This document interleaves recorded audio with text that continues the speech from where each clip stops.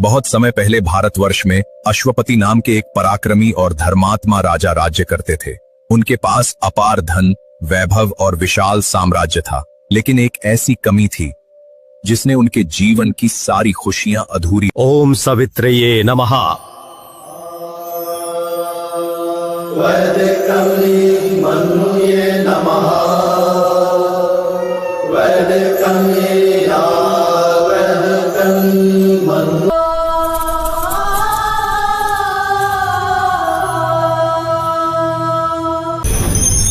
राजन अश्वपति, तुम्हारी भक्ति, तपस्या और अटूट विश्वास से मैं अत्यंत प्रसन्न हूँ।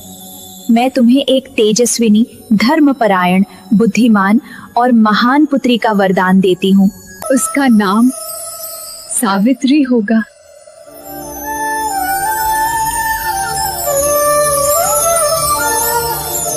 हे मां, हे मां।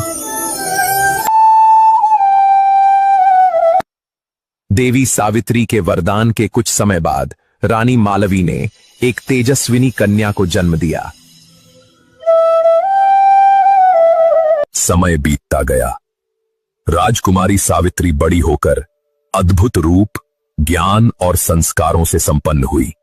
उनकी बुद्धिमत्ता, करुणा और धर्मनिष्ठा की चर्चा पूरे आर्यावर्त में होने लगी। समय बीतने के साथ राजकुमारी सावित्री विवाह योग्य हो गई।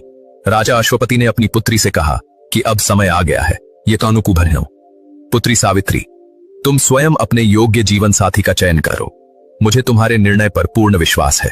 वन की इस पवित्र भूमि पर राजकुमारी सावित्री की भेंट एक ऐसे युवक से हुई जो रूप से नहीं बल्कि रूप, गुणों, अध्ययनों और धर्मागोत महान था।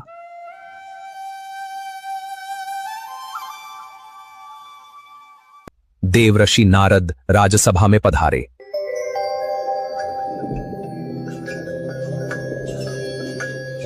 राजकुमारी सावित्री ने अपने माता को अपने जीवनय के बारे में बताया है। उनका नाम सत्यवान है। राजन अश्वपति, सत्यवान सद्गुणों का सागर है। धर्मात्मा और वीर युवक दुर्लभ है, लेकिन उसकी आयु केवल 1 वर्ष। उसकी 1 वर्ष शेष है। देवर्षि नारद की बात सुनकर पूरा राजमहल शोक में डूब गया। राजा अश्वपति ने अपनी पुत्री को समझाने का प्रयास किया। पुत्री, सत्यवान गुणवान है, लेकिन मैं तुम्हें 1 वर्ष बाद विधवा होते नहीं देख सकता। अपना निर्णय बदल लो। पिताश्री, भारतीय नारी अपने जीवन में केवल 1 बार अपने पति का चयन करती है। शुभ मुहूर्त में राजकुमारी सावित्री और सत्यवान का वैदिक रीति रिवाजों से विवाह संपन्न हुआ।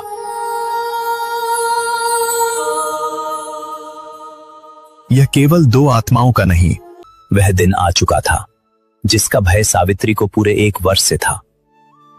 स्वामी, आज मेरा मन चाहता है कि मैं हर पल आपके साथ रहूं।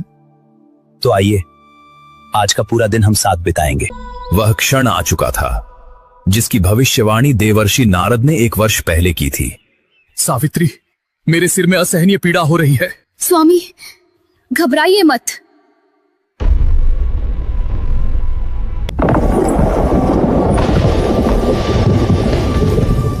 सावित्री, तुम्हारे पति की आयु पूर्ण हो चुकी है। यह सृष्टि का अटल नियम है। अब मुझे इनके प्राण अपने साथ ले जाने। धर्मराज सत्यवान के प्राण लेकर आगे बढ़ते रहे, लेकिन सावित्री ने अपने पति का साथ नहीं छोड़ा।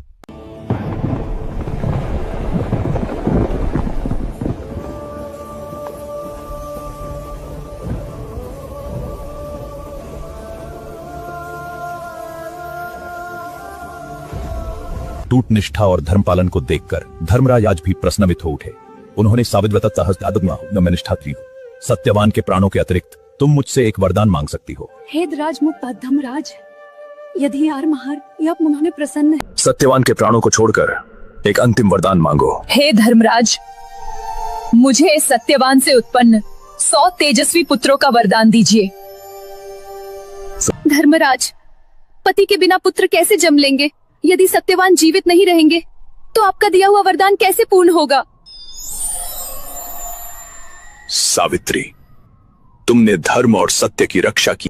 तभी से वट पूर्णिमा व्रत की पवित्र परंपरा प्रारंभ हुई।